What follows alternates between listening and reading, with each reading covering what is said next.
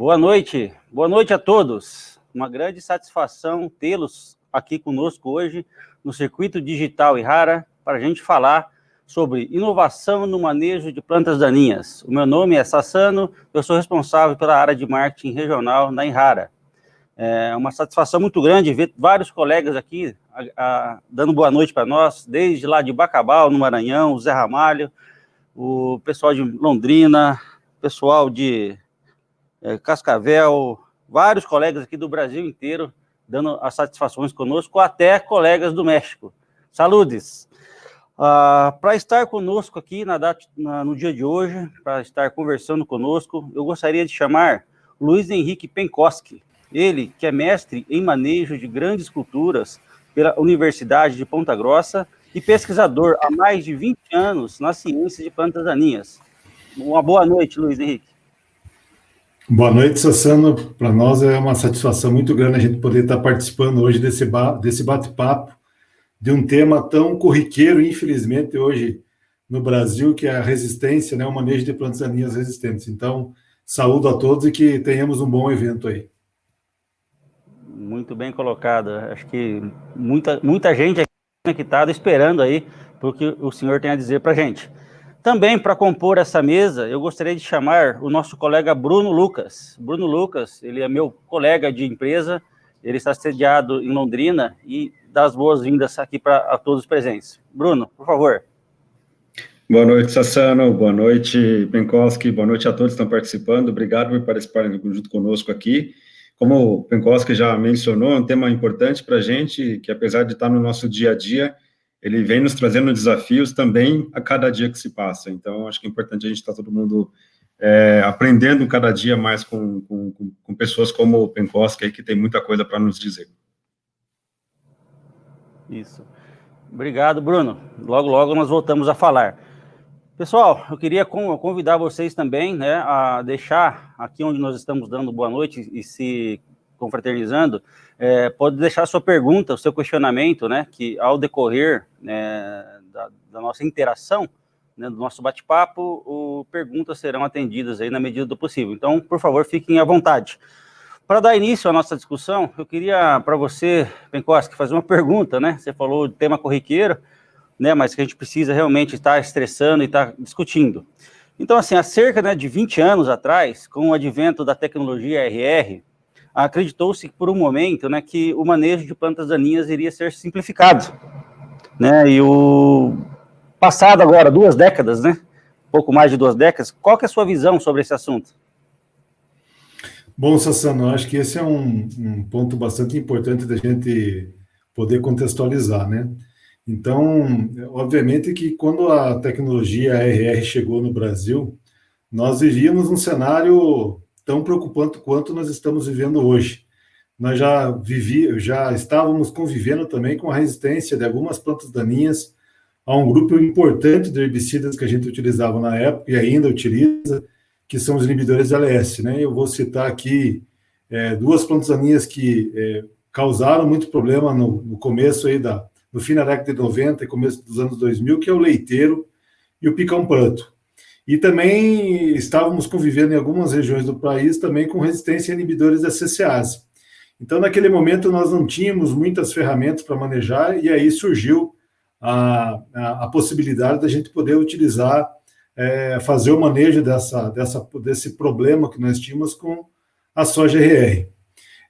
De um certo ponto, né, a gente resolveu esses problemas até então por um bom tempo, mas a utilização, né, ou a forma que a gente utilizou essa ferramenta ao longo desses anos, né, também causaram e apareceram outros problemas de plantas daninhas resistentes a glifosato.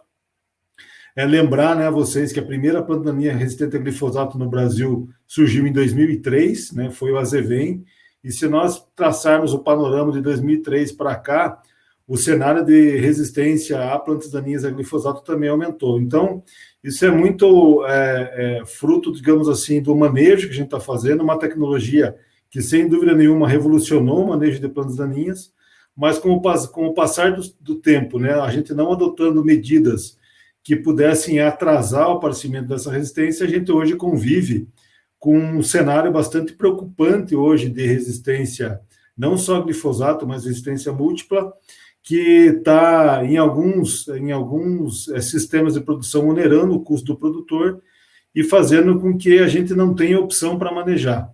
Eu costumo dizer sempre o seguinte, glifosato ainda é o principal e mais importante herbicida que nós temos no mundo, né? Nós temos que cuidar dele, né? Obviamente que hoje a gente tem alguns problemas com ele, e o que a gente quer conversar com vocês um pouco é como atrasar, né, o aparecimento de novos casos e como remediar os casos que a gente tem. Eu diria que é muito difícil uma agricultura sem glifosato, e a gente precisa agora proteger e saber com inteligência como manejar essas plantas daninhas que estão presentes hoje e atrasar o aparecimento de novos casos para a gente poder estar utilizando não só o glifosato, que é um herbicida importante, mas também outras ferramentas de controle que tão importantes são quanto o glifosato, que nós também já temos casos de resistência, que a gente vai falar um pouquinho hoje de resistência múltipla. Muito bem, muito bem. Recapitulando aqui, você falou que a primeira planta daninha resistente foi em 2003, né? Foi bem na época que começamos aí a adoção do manejo, coincidência ou não, da biotecnologia, e você falou de questão de retardar o aparecimento, né? No seu ponto de vista, né, de 2003 para cá, muitas novas plantas daninhas resistentes apareceram, né? E muito foi estudado sobre o manejo de plantas daninhas. No seu ponto de vista, onde foi, de repente, que nós erramos, nós pecamos aí, né, por não ter retardado até então? Sassano, acho que esse é um ponto importante, porque a gente tem que lembrar que antes do aparecimento da soja RR, nós já utilizávamos glifosato, né? Então, o glifosato a gente já utiliza nos nossos sistemas de produção há quase 40 anos. O que aconteceu é que com a entrada das culturas transgênicas, soja e recentemente o milho no Brasil, o que nós fizemos foi aplicar mais glifosato dentro do sistema. Então, a gente causou uma pressão de seleção e, com o passar do tempo, a gente, utilizando o mesmo herbicida, mais vezes do que a gente utilizava, praticamente o ano inteiro, a gente selecionou essas plantas daninhas, né, por trabalhar só com uma única ferramenta. E aí, se a gente traçar esse cenário, né, de 2003, que foi o azevém, em seguida chegou a buva, né? A buva foi a planta daninha hoje que também já vão fazer aí quase 15 anos que a gente já está tendo problema com ela, e depois veio o capim amargoso. Então, esse tripé hoje, azevém, buva e capim amargoso, são plantas daninhas que estão, principalmente a buva e o amargoso, distribuído praticamente em todo o território nacional, com resistência a glifosato, e também resistência múltipla, não só a glifosato, a outros mecanismos de ação, né? E o problema é que a gente não parou aí, né? Então, depois do amargoso veio o clores, depois do clores chegou a eleusine, hoje é um problema principalmente no Cerrado brasileiro, né? Se a gente pegar Mato Grosso do Sul, Goiás, é uma planta daninha que já está nos chamando a atenção com problema já de resistência a glifosato e eleusine.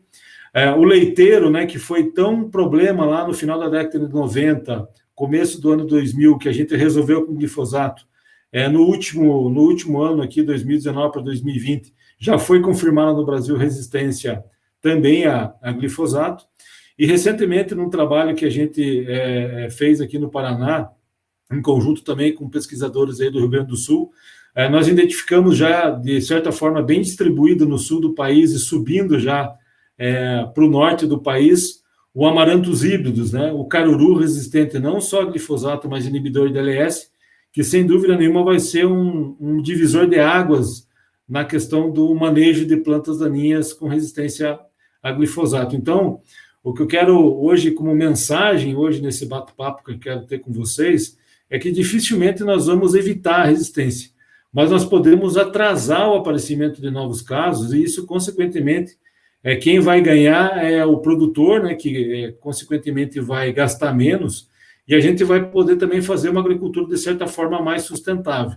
A gente tem que lembrar também, Sassano, um ponto importante, que a partir do momento que a gente está aumentando os casos de resistência, está ocorrendo no Brasil também o banimento de alguns herbicidas, né? Isso também complica o manejo.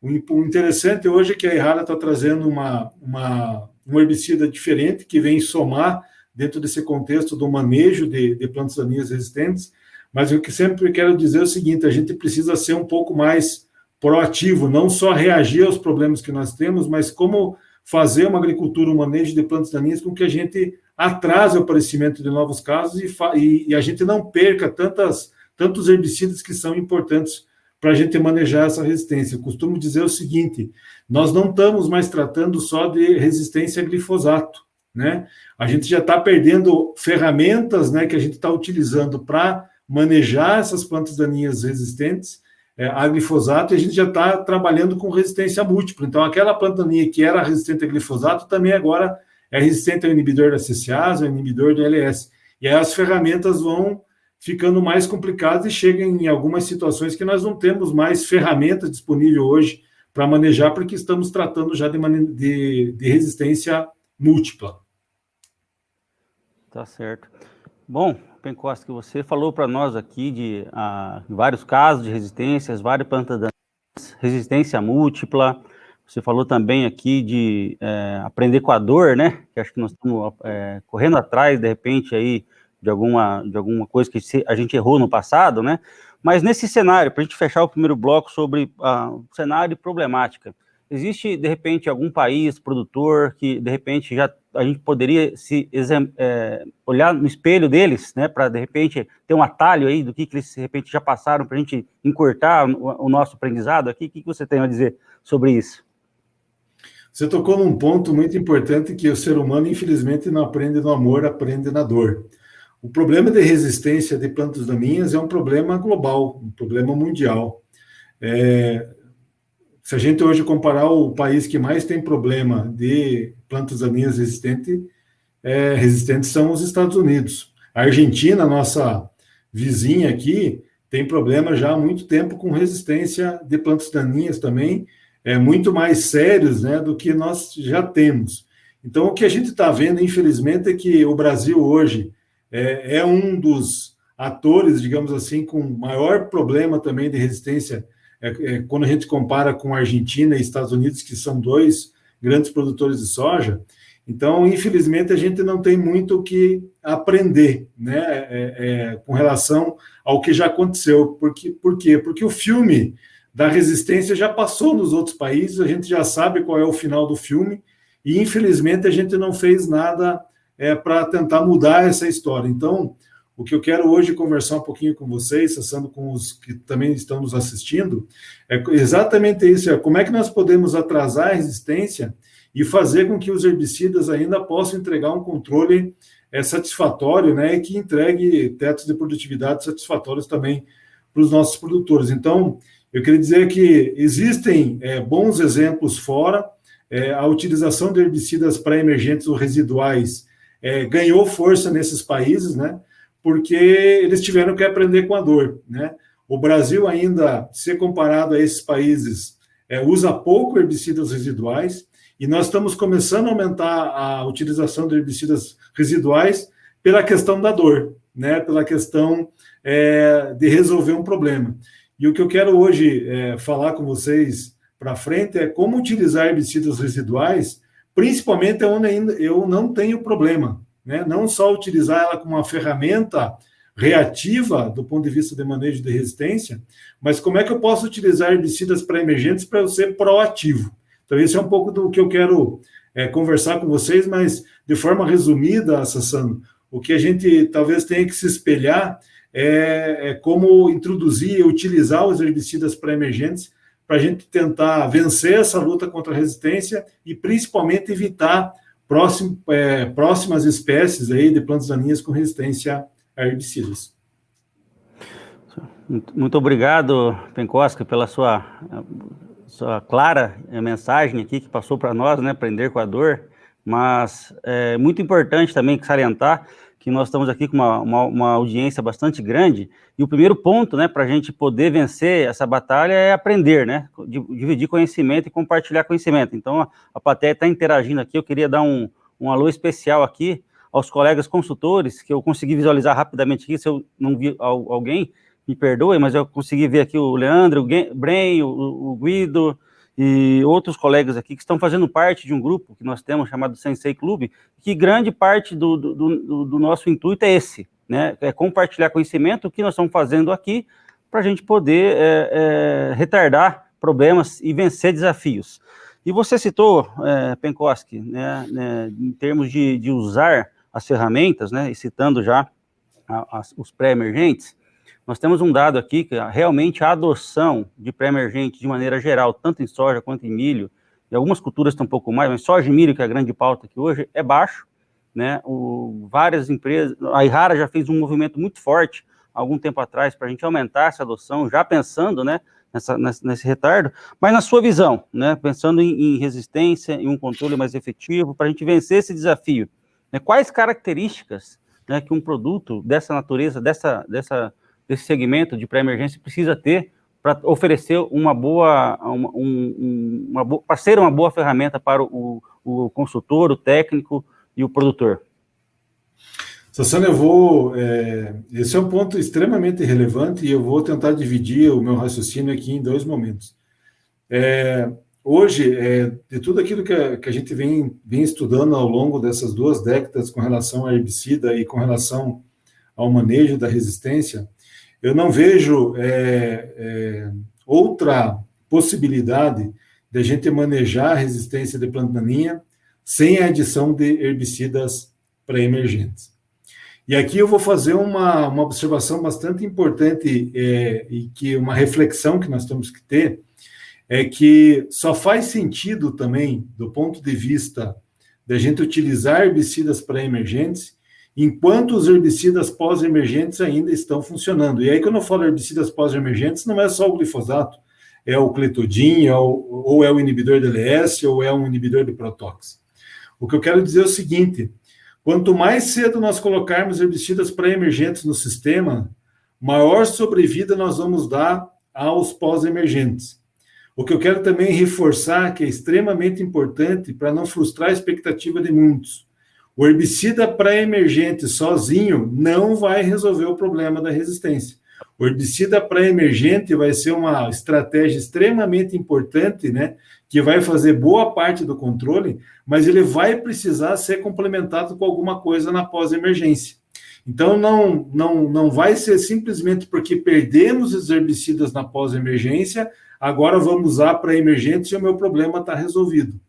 Então, esse é o primeiro ponto que eu queria chamar a atenção e uma mensagem importante da questão, antes da gente falar das características dos herbicidas pré-emergentes, é o seguinte: o herbicida pré-emergente vai ser preciso ser complementado com os herbicidas pós-emergentes. E alguns herbicidas pós-emergentes, a gente já está perdendo eles. Então, eu sempre costumo dizer, quanto mais cedo nós colocarmos os herbicidas pré-emergentes, mais sobrevida nós damos para esses pós-emergentes e a gente consegue dar essa sustentabilidade para o sistema. Quem está fazendo hoje manejo de planta daninha só com herbicidas pós-emergentes, o que vai acontecer? Nós vamos perder essas ferramentas mais rapidamente, e aí quando a gente perder essas ferramentas na pós-emergência, o pré-emergente não vai fazer mais sentido do ponto de vista porque ele não vai entregar. Então, um ponto importante é que o pré precisa do pós-emergente, né? Então, acho que esse é o ponto. A gente sempre teve, todos esses anos, não só de soja RR, mas de soja convencional, a gente ficou só preso em cima do pós-emergente, que tem as suas vantagens. Mas o que a gente está vivendo hoje no cenário é que nós estamos perdendo essa ferramenta tão importante para complementar, então a gente quer dividir essa responsabilidade entre pré e pós. Então, o pré, gente, vai precisar do pós-emergente. Então, esse é um ponto extremamente importante, Sassano, que a gente tem que deixar, que é o seguinte: o pré-emergente só faz sentido utilizar enquanto os pós funcionarem. E quanto mais tarde a gente deixar para colocar pré-emergente, talvez a gente não tenha pós-emergente para resolver o problema. Um ponto importante também, antes da gente falar das características dos herbicidas: estão chegando plataformas novas de soja. Soja com tolerância de camba, soja com tolerância a 2,4-D, a glufosinato. Essas ferramentas também vão ser extremamente importantes nós utilizarmos pré-emergentes, né? Por quê? Porque se nós não utilizarmos e continuarmos usando auxina na pós ou glufosinato na pós, nós vamos ter problema com essas ferramentas, né? Eu falei um pouquinho do caruru, que é uma planta daninha que está chamando muita atenção e vai ser um divisor de águas no Brasil, assim como foi na Argentina e como foi no Brasil. Nós já temos, por exemplo, os biótipos de caruru com resistência à auxina, A2,4-D e dicamba. Então, quanto mais cedo a gente colocar para emergente, né, a gente também vai dando sobrevida a esses pós-emergentes. Agora, um ponto importante é o seguinte, bom, Luiz, você falou que pré depende de pós, né? Agora, a gente também tem que flexibilizar essa aplicação do pós. Então, para a gente escolher o melhor pré-emergente ou a melhor mistura de pré-emergente, a gente precisa conhecer principalmente um ponto extremamente importante e relevante quando a gente quer deixar de ser só reativo e também quer ser proativo. Então, a primeira característica que eu queria chamar a atenção da escolha desse herbicida pré-emergente é que ele tem que ter espectro de controle. O que é espectro de controle? Ele tem que controlar uma boa gama de folhas largas, mas também uma boa gama de folhas estreitas. Porque se eu estou querendo flexibilizar a minha aplicação da pós-emergência, não adianta nada eu aplicar um melhor produto para folha larga, por exemplo, e eu tenho que não estar controlando folha estreita, eu tenho que entrar para fazer o controle de folha estreita, né, ou fazer uma aplicação de glifosato antes, e depois continuar fazendo a segunda aplicação. Então, um ponto importante, né, e principalmente nesse cenário que nós estamos vivendo esse ano, é que existe aí uma preocupação até de falta de produto, né, de alguns herbicidas na pós-emergência. Estão falando de preço de glifosato lá nas alturas. A ideia do pré-emergente é você fazer só uma aplicação na pós-emergência. Então, para nós construirmos essa flexibilidade, a característica principal hoje do meu pré-emergente é ele ter espectro, controlar folha larga e folha estreita, para ele dar esse residual de 30 a 40 dias e eu entrar com uma única aplicação de herbicida na pós-emergência. Então, essa é uma característica importante. Qual é a vantagem de usar herbicidas residuais com essa característica? A primeira coisa é evitar a mato-competição inicial. Se nós observarmos agora que a gente está cultivando sojas de ciclo mais rápido, aquele período anterior à interferência, né, que é aquele período que a planta de soja pode conviver com a planta daninha, é muito curto. Então, nos nossos trabalhos, a gente está conseguindo aí períodos de anterior interferência de 7, 8, 9 dias. Então, quem está utilizando o pré-emergente está evitando essa mato-competição inicial tão importante e está deixando de perder, em algumas situações, 10, 15% da produtividade pela mato-competição. Então, essa é uma vantagem. A segunda vantagem de utilizar pré-emergente, com aquela característica que eu falei para vocês, é diminuir a pressão de seleção para o meu pós-emergente. Então, numa área que eu não uso pré-emergente, por exemplo, eu posso ter 100 plantas por metro quadrado de uma planta daninha, onde eu vou aplicar meu pós-emergente. Se eu faço um pré-emergente, no dia do plantio, por exemplo, em vez de ter 100 plantas, eu posso ter só 10 plantas. Né? E aí a pressão de seleção para os herbicidas pós-emergentes, que são tão importantes para nós, é muito menor. Então, a utilização do pré-emergente diminui a pressão de seleção também para o pós-emergente, que são ferramentas essenciais do manejo. Outro ponto importante, extremamente importante, é que o produtor, né, e se a gente conversa com agrônomos, consultores, e que tem um valor muito grande, é você aplicar um pré-emergente no dia do plantio e ter uma janela de aplicação de 30 a 40 dias para voltar a fazer uma aplicação. Então, hoje, quem não usa pré-emergente, normalmente está com 15, 20 dias entrando já com pós-emergência e depois de 15 dias fazendo mais uma complementação. Então, essa janela, né, de você do dia do plantio voltar com uma aplicação de herbicida 30 a 40 dias, essa janela de aplicação tem um valor muito grande do ponto de vista de logística. Então, essas características são importantes, mas outro ponto bastante relevante na escolha de um pré-emergente é a gente entender a seletividade desse pré-emergente para os materiais de soja. A gente sempre falou muito, escutou, né, ao longo dos anos que pré-emergente está muito ligado com textura de solo, a seletividade está ligado muito com textura de solo e matéria orgânica, e eu queria chamar a atenção para vocês que antes da textura do solo vem a sensibilidade dos materiais. Então, hoje a gente já tem, por exemplo, catalogado dentro da Fundação ABC uma lista mais de 100 materiais de soja com diferença de seletividade a diferentes pré-emergentes. Então, é importante a gente entender como é que aquela cultivar de soja naquele meu ambiente é seletivo ao meu pré-emergente. E um terceiro ponto na escolha também de um pré-emergente, que a gente também tem que levar em consideração, é o carry-over para a cultura subsequente, né? Principalmente para quem planta milho safrinha, ou na região mais sul do país aqui, para quem planta cereais de inverno, é escolher um bom pré-emergente com relação à segurança do carry-over. Então, assim, Sassano, para a gente resumir de uma forma e passar essa mensagem, nós precisamos de um pré-emergente que tenha um bom espectro de controle para eu ter essa janela de aplicação e diminuir a pressão de seleção dos meus pós-emergentes. Então, espectro é importante. A vantagem de utilizar pré-emergente é a questão de evitar a mato-competição, então diminuir a pressão de seleção e ter uma janela de aplicação, que isso vai facilitar muito do ponto de vista de logística. Lembrando que, para eu ter todas essas características aí do ponto de vista de controle, eu tenho que fazer uma dessecação muito bem feita. Então, quem for trabalhar com pré-emergente tem que fazer uma dessecação planejada. Eu tenho que aplicar esse pré-emergente em palha seca. Então, vejam que tudo é um somatório. Então, para eu ter o sucesso na utilização de pré-emergente, eu tenho que fazer uma dessecação bem feita. Então, assim, eu tenho que ter essas características de controle, né? Porque o produtor ou o agrônomo está recomendando um herbicida para controlar a planta daninha, então eu tenho que ver essas características como importante, mas eu não posso esquecer de um segundo pilar, que é a seletividade desse pré-emergente para as cultivares de soja, e um terceiro pilar importante na escolha de um pré-emergente é também ver com relação ao período, né, o carry-over, que seria qual é o período de segurança que eu tenho para semear a cultura subsequente para não ter problema. Então, de uma forma bem resumida aqui, Sassano, a gente poderia passar a noite aqui discutindo muita coisa de herbicida, mas seria essas características: espectro de controle, seletividade para a cultura e, principalmente, segurança para as culturas subsequentes. A gente tem que começar a ver o pré-emergente e explorar todo o benefício que ele vai trazer no combate do manejo da resistência. A gente também tem que pensar que isso faz parte do manejo, a gente conhecer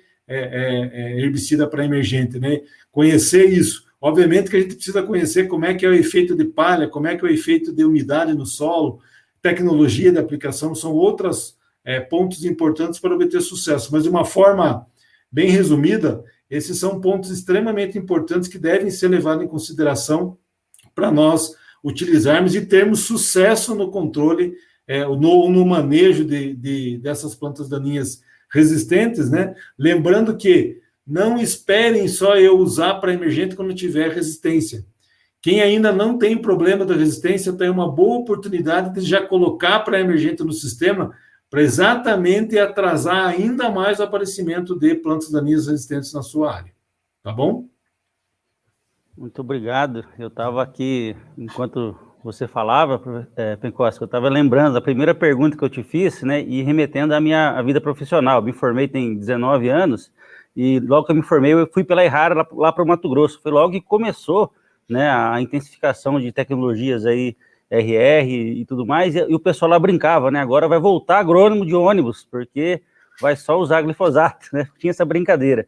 E você falando agora aqui, né, acho que passou toda uma lembrança de tudo que nós vivemos, né, nesse tempo, e a audiência aqui, que está bastante interativa e grande, né, já são um grupo que é diferenciado, porque acho que a base para a gente vencer todos esses desafios que você pontuou aqui é o conhecimento, né, e a gente aplicar, conhecer, e nós estamos aqui, né, fazendo isso. Mas, Sassano, oi. Eu acho que só aproveitando um pouquinho do que você falou, falando um pouquinho da história, do que a gente lembra, eu lembro que exatamente isso não foi só no Mato Grosso, foi no Brasil inteiro, né? Não precisa mais agrônomo para atender lavoura de soja, porque agora o controle de planta daninha é fácil, não precisa mais ter setor de pesquisa para trabalhar isso, né? E eu lembro muito bem que bons agrônomos eram aqueles agrônomos que sabiam recomendar herbicidas, né, para controlar a planta daninha na época, né? E estádio de aplicação, identificar a planta daninha era tão importante e isso se perdeu ao longo do tempo. E você veja como o mundo é cíclico, né? O mundo dá voltas. Hoje, para você ser um bom consultor na área de plantas daninhas, eu acho que primeiro identificar a espécie. Estádio de planta daninha é extremamente importante. E aí você entender todas as interações desses herbicidas para o manejo é que vão fazer a diferença. Então, se esqueceu muito isso, A gente teve uma geração glifosato no meio desse tempo aí, mas que bom que o pessoal está buscando conhecimento e informação, né? E isso está voltando a ser tão importante quanto era há 20 anos atrás. Muito bom. Professor, vou dar um break com você. Você volta conosco aqui daqui a pouquinho com as perguntas, que já selecionei algumas aqui para fazer. Nesse meio tempo, eu gostaria de chamar o Bruno, nosso colega aqui. Eu queria fazer algumas perguntas para ele. O Bruno, diante disso tudo que escutamos, né, o que o professor bem pontuou, né, que o manejo tem que ser no sistema, né, usar todas as ferramentas, né, adotar manejo pré-emergente sempre desde o início. O produto tem que ter seletividade, tem que ter espectro, né, e tem que ter segurança. Nesse contexto, o que a Errara tem feito para trazer novas soluções aí para o nosso agricultor? Oi, Sassano. Primeiro, parabenizar o professor aí, o Penkoski conseguiu nos dizer muitas coisas boas aí, muitas dicas interessantes e importantes para manejo, que elas são importantes no nosso dia a dia, com certeza.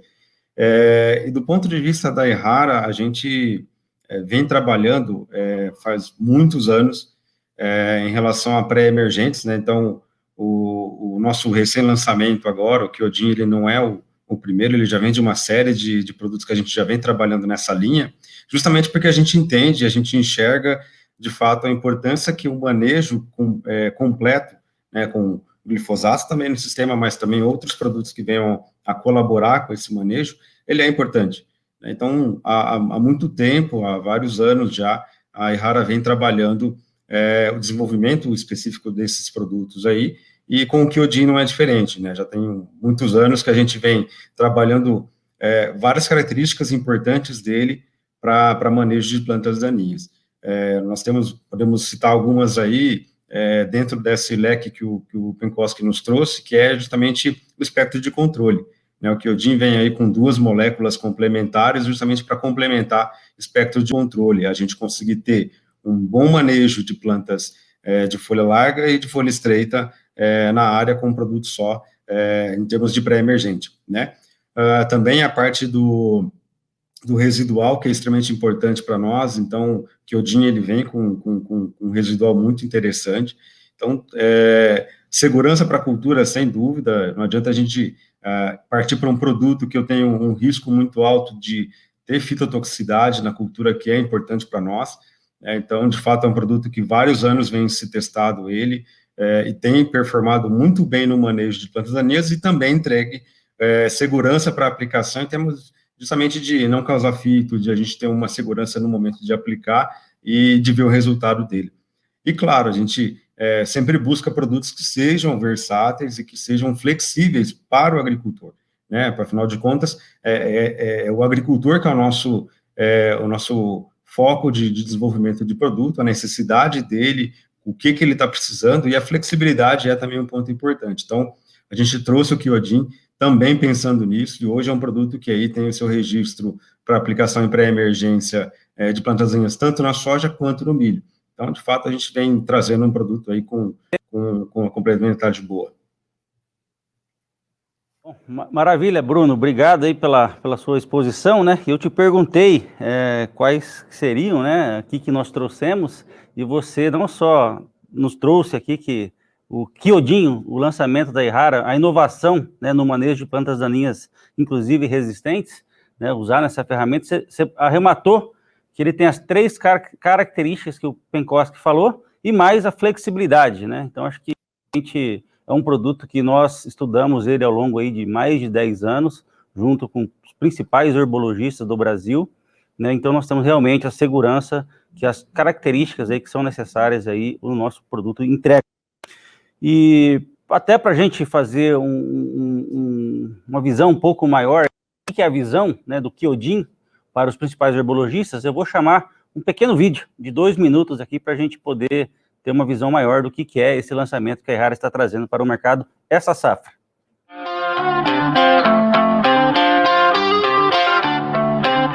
Os resultados alcançados com Yamato na cultura da soja foram excelentes, principalmente nas principais plantas daninhas da cultura da soja, trapoeraba, buva, amargoso e pé de galinha. Nós trabalhamos com 3 variedades, pelo menos a cada ano, em tipos de solos diferentes, com níveis de cobertura de solos diferentes. Em todos esses ensaios, com todas essas variedades, nenhum nível de fitotoxicidade aparente foi observado na soja e nenhum efeito negativo em produtividade, o que deixa a gente muito seguro, muito tranquilo para dizer que vai ser um produto bastante seletivo para essa cultura.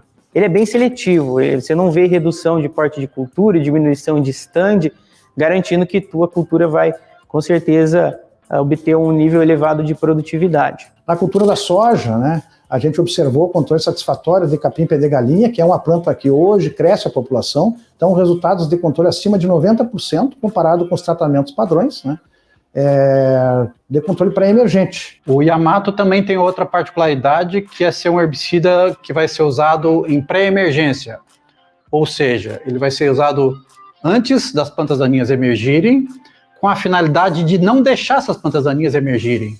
Isso é, ele previne a concorrência das plantas daninhas antes dela acontecer.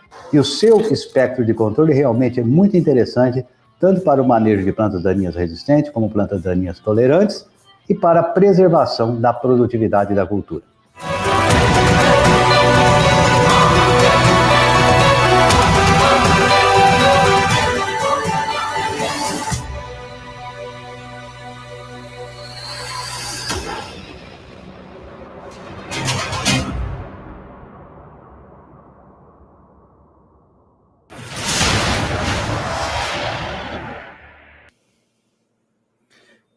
Bom, escutamos aqui alguns dos mais renomados especialistas, assim como o nosso colega Penkoski, que está aqui representando a comunidade científica, né, falando um pouquinho mais, endossando, né, tudo aquilo que a gente viu, né, sobre problemática e soluções que estão chegando. Então, a Errara tem a grande satisfação de trazer para essa safra o Kyojin, para que todos conheçam e usem essa ferramenta aí para retardar, para a gente vencer os desafios que nós temos aí nessa nova safra que está se iniciando.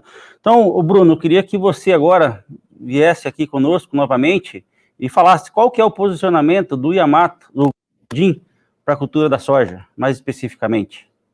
E algumas novas considerações também. Perfeito, Sassano. Realmente a gente trouxe essa novidade para o mercado de pré-emergentes em soja. Nós temos um posicionamento muito claro ali no pré-plantio da colheita, da cultura, né, muito focado em controle pré-emergente, tanto de folha larga quanto de folha estreita, e é um produto que tem, por todos os benefícios que a gente está trazendo aí, ele vem dar uma dianteira muito interessante para a cultura da soja nessa fase inicial. Então, o nosso posicionamento ele é muito claro ali nessa fase na dessecação da cultura para pré-plantio da cultura da soja para fazer esse manejo, né? Então, é um posicionamento nosso aí muito, muito firme nesse sentido. Tudo bem. Amplo espectro, seletivo e seguro. E flexível. E flexível. Tá certo. Então tá bom. Bruno, daqui a pouquinho você volta para dar as considerações finais. E eu queria chamar novamente aqui o Penkoski, que apareceram algumas perguntas que eu gostaria de remeter para você, nos ajudar aqui com a audiência, Penkoski. Então, o nosso colega Kowalski, ele pergunta aqui, o Kowalski, ele é responsável lá na celeiro que planta no Piauí e Jaborandi, ali na região de Posse, uma fazenda ali na região. Então, ele pergunta, diferenças de formulações, de concentrações de ativos entre produtos de diferentes fabricantes e marcas podem contribuir para o aumento de resistência aos herbicidas? Produtos de menores concentrações poderiam facilitar o surgimento de resistência das plantas daninhas? Essa é a pergunta que o colega Kowalski gostaria de ter a sua ponderação. Bom, vamos tentar responder em dois momentos, né? Existem, sim, diferenças de performance entre formulações de produtos do mesmo ativo, né? A gente, como Fundação ABC também, a gente trabalha com isso para também posicionar e fazer com que o nosso produtor cooperado utilize a melhor ferramenta. Então, sim, existem diferenças com relação à performance de mesmos ativos com diferentes formulações. E essa questão do ponto de vista de resistência, de concentrações mais baixas, utilizar doses mais baixas de herbicida, né, se isso favorece ou não o aparecimento da resistência, eu diria que isso é um tema bastante polêmico. O que eu sempre coloco como, antes disso, o que vai favorecer esse aparecimento mais rápido ou não de plantas daninhas resistentes é a frequência que a gente utiliza o mesmo mecanismo de ação. Então, assim, se você não faz a rotação de mecanismos de ação diferente, né, sempre está trabalhando com o mesmo ativo por vários anos, né, mesmo trabalhando, seja com subdose ou com superdose, isso depende muito dessa questão de dose, se é herbicida pré e pós, isso pode, por exemplo, se você usar uma superdose num herbicida pré-emergente, ele fica mais tempo controlando planta daninha, e isso aumenta a pressão de seleção, isso pode ser pode adiantar o processo de seleção. Quando você vai para, por exemplo, para pós-emergente, trabalhar com subdose também, você pode ter um escape também de plantas daninhas, e isso também favorecer o aparecimento da resistência. Um ponto importante que eu queria chamar a atenção, então, além a gente precisa diversificar esses mecanismos de ação, a gente não precisa, eu sempre costumo dizer que a gente não precisa casar, né, com um determinado herbicida, a gente precisa rotacionar isso, e lembrar que a resistência, diferente de pragas e de fungos, a resistência de plantas daninhas, normalmente os genes são dominantes ou semidominantes. O que isso quer dizer? Aquela planta que sobra, né, que vai cruzar com uma planta suscetível, os herdeiros vão ser dominantes e vão ser resistentes. Por exemplo, nas pragas, isso é um pouquinho diferente.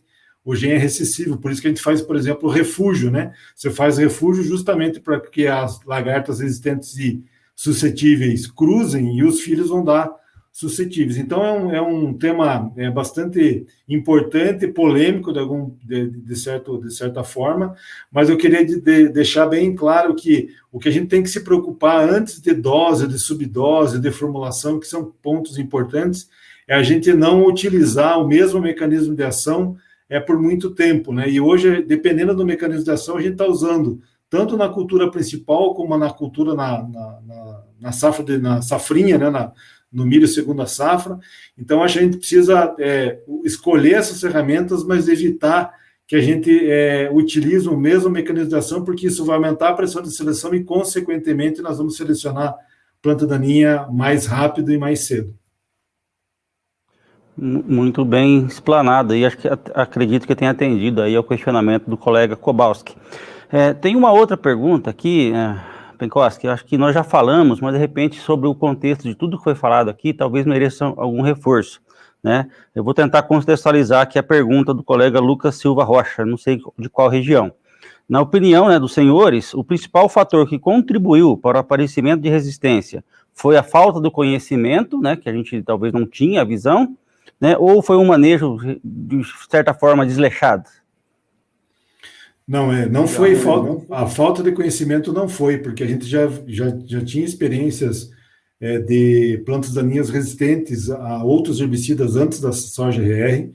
A questão é que a tecnologia, quando entrou, né, ela era flexível, fácil de utilizar, o produto, né, era barato, né, vamos dizer assim, então se não funcionar, eu aplico de novo. E se a gente pegar os posicionamentos de manejo de plantas daninhas na soja RR lá no começo, quando saiu a tecnologia, era dessecação só com glifosato, complementação só com glifosato e 2 aplicações na pós-emergência só com glifosato. A gente já sabia o final de tudo isso, então o conhecimento tinha, isso era de certa forma passada, mas aquela coisa, a gente só aprende na dor, a gente não aprende no amor. E aí só para contar uma história, a gente fala de pré-emergente em soja RR desde 2005. Na minha região aqui, onde estou nos Campos Gerais, desde 2007, entre 70% e 80% da área já usa pré-emergente há mais de 10 anos. Né? Por quê? Porque a gente foi trazendo quais seriam os benefícios de utilizar pré-emergente, não focando só no ponto de vista da resistência. E a gente fez com que a gente atrasasse essa resistência. A gente tem problema de planta daninha resistente, mas a gente atrasou. Então, eu costumo dizer que não falta conhecimento, na verdade falta a gente querer fazer. E a gente está vivendo um momento na agricultura hoje que se a gente não fizer isso, né, a gente não vai ter mais as balas de prata para poder resolver. Então, o conhecimento sempre teve aí, sempre foi difundido, mas entre você comunicar e a outra pessoa querer escutar, existe uma diferença muito grande. Então, infelizmente, foi o manejo que até então era recomendado, todo mundo sabia o final do filme, como é que ia terminar, e ninguém mudou. Todo mundo esperou o filme acabar, os problemas chegarem, e agora a gente tem que correr atrás, e dependendo da situação, a gente não consegue mais ganhar esse tempo e recuperar esse tempo perdido, porque em algumas regiões a gente já perdeu boa parte das ferramentas que a gente tem para manejar planta daninha resistente. Muito bem. O Penkoski, nós estamos caminhando para o fim aqui da nossa interação, um bate-papo, né? Não foi uma apresentação, e sim um bate-papo, né? Algumas coisas fora até do script, né? Que a gente foi interagindo aqui, mas queria agradecer, né? A sua interação conosco. Várias pessoas aqui parabenizaram você aí pela sua compartilhar a sua experiência, compartilhar o seu conhecimento de um tema tão corriqueiro, acho que foi a palavra que você usou no início, né? Mas que a gente tem muito ainda a aprender, né? E estamos aqui hoje, né, compartilhando esse conhecimento, uma audiência bastante grande, vários consultores, nossos parceiros, distribuidores, cooperativas, vários alunos de universidade, então aqui realmente para que a gente consiga não aprender na dor, né? Acho que agrônomos que somos, técnicos que somos, né, nós temos que levar todo esse conhecimento que existe aqui. Aí eu falo pelo lado da empresa, estudamos muito esse produto, você participou, acho que de boa parte da gente conhecer a tecnologia Yamato, que contempla a molécula do quiodin, e em outras culturas ele tem outro nome, né? Então, realmente, para a gente agora trazer essa ferramenta para o mercado, primeiro ano que o quiodin vai comercialmente para áreas de soja, né? Até então ele estava somente na área de pesquisa, conseguimos fazer boas áreas aí no milho, né? Durante a safrinha, principalmente, mas esse é o primeiro ano. Então, pessoal, eu gostaria de agradecer, antes de passar novamente para o Penkoski, para ele poder dar as considerações finais e seu boa noite, para que vocês consultem, né, um parceiro da Errara, um agrônomo da Errara aí que está alocado próximo à sua região, que várias perguntas que vieram aqui, até uma muito interessante do Bren, não vamos conseguir abordar aqui, Leandro, mas aí a gente conversa aí, porque é uma pergunta bastante pertinente. Então, Penkoski, mais uma vez, obrigado. Queria convidá-lo aí para considerações finais e, mais uma vez, muito obrigado. Bom, Sassano, primeiro agradecer você, o Bruno e a Errara por a gente estar aqui. E aí, como mensagem final, o que eu queria dizer é que quem vai resolver o problema da resistência não vão ser os herbicidas, né? Não vai ser o quiodin sozinho, né? Eu acho que os herbicidas são meio. Quem resolve o problema são pessoas.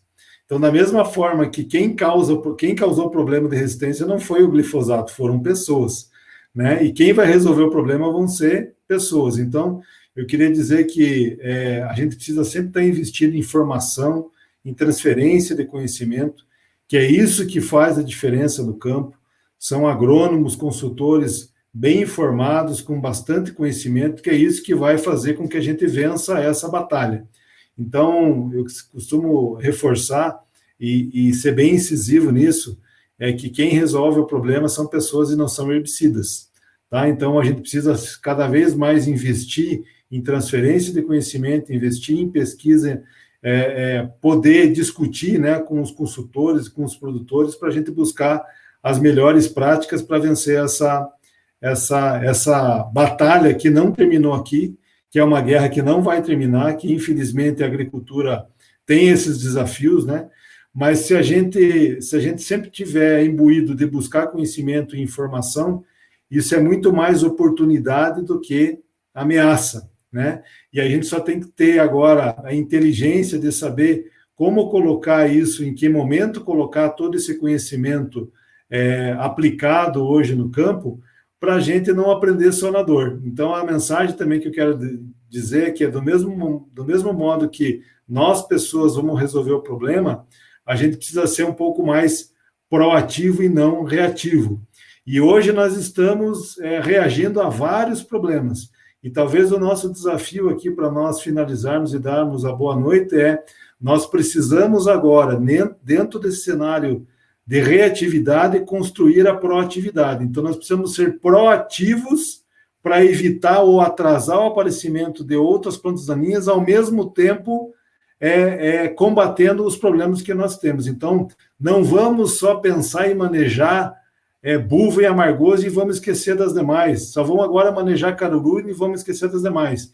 Então, existe uma oportunidade muito grande hoje do Brasil, né, ser mais uma vez sair na frente, vamos resolver os problemas da resistência, mas vamos, com o conhecimento gerado e transferido por vocês, vamos resolver, mas vamos construir manejos que a gente seja proativo para evitar o aparecimento de novas espécies.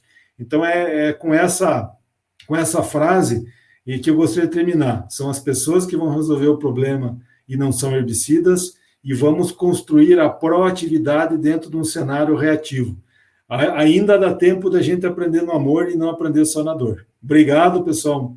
Tenham uma boa noite, foi excelente poder estar aqui com vocês, e espero, né, que só numa próxima oportunidade a gente poder conversar com vocês de forma presencial. Muito obrigado a Ihara, Sassano, Bruno. Fiquem com Deus e tenham um bom evento aí. Obrigado, Penkoski. Mensagem muito clara e assertiva para todos nós, técnicos que somos. Bruno, gostaria também de chamar aí para as considerações finais e o boa noite. Obrigado, Sano. Na verdade, eu gostaria de agradecer realmente a participação de todos vocês, não só nessa live aqui, não só nesse webinar, mas também no dia a dia conosco. A Ihara é uma empresa que, de fato, está disposta sempre a estar ouvindo todos que estão envolvidos na cadeia para novas ideias, novas tecnologias, e a gente quer continuar com esse ritmo. Pessoas aí como o Penkoski que nos trazem muita informação, nos trazem uma qualidade muito boa na hora da gente desenvolver o nosso produto, e a gente quer muito continuar com essa escuta ativa do que se passa no campo e trazer realmente aquilo que, de fato, vai entregar uma solução para o agricultor, né? Não é à toa que o nosso lema é: a agricultura é a nossa vida, né? Então, realmente, eu queria agradecer a participação de todos aqui. Penkoski, foi uma honra, um prazer estar contigo aqui. Sassano, da mesma forma, muito obrigado aí por contribuir conosco nesse webinar de hoje. Tá, pessoal, muito obrigado mesmo, e contem conosco. Estamos aqui para poder trazer soluções cada vez mais inovadoras para vocês, claro, ouvindo vocês todo dia. Obrigado, Bruno. E realmente, vamos fechando o dia de hoje, agradecendo a vocês que participaram conosco, todos os clientes que estão aqui conosco, os estudantes de agronomia que fizeram bastante pergunta, os parceiros, os consultores, né? Porque bem como disse o Penkoski, as pessoas que vão fazer a diferença, né? E na transferência de conhecimento. E a Ihara é uma aliada de vocês, né? Além de produtos de ponta, que são inovações, nós também queremos ajudar, auxiliar, e foi o que nós fizemos hoje, nessa transferência de conhecimento. Então, para a gente poder correr na frente dos problemas. Então, com isso, eu me despeço, agradecendo mais uma vez, desejando a todos aí, né, uma boa safra. Nós já estamos aí em algumas regiões na boca do plantio, e contem conosco, né, procurem o nosso pessoal próximo de vocês para tirar mais dúvidas e ajudar aí no dia a dia. Então, boa noite a todos. Felício vive assobiando de tranquilidade. Já Inocêncio vive de cabelo em pé. Tire as daninhas da cabeça e da lavoura, Inocêncio. Faça como Felício.